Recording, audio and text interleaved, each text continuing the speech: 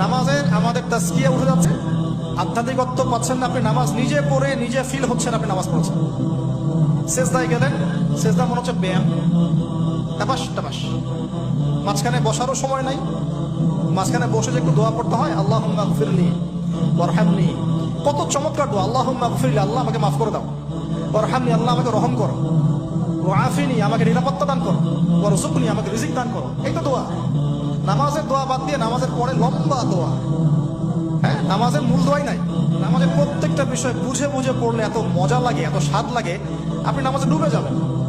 আর নবী সাল্লাল্লাহু আলাইহি ওয়াসাল্লাম কিভাবে সারা রাত নামাজ পড়তে পারেন, রাতের একটা লম্বা অংশ কেমন করে নামাজ পড়তে পারতেন? কারণ তিনি তো ফিল করতেন কি পড়তেছেন, তার তো ক্লান্তি লাগতো না।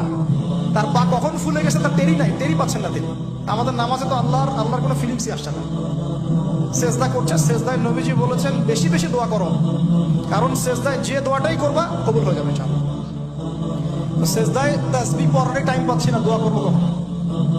আর আমি তাশাহুদ ধরতে গিয়ে দেখলাম তাশাহুদ শেষ করতে করতে সালাম শেষ, আমার দরুদ শরীফ বাকি আছে।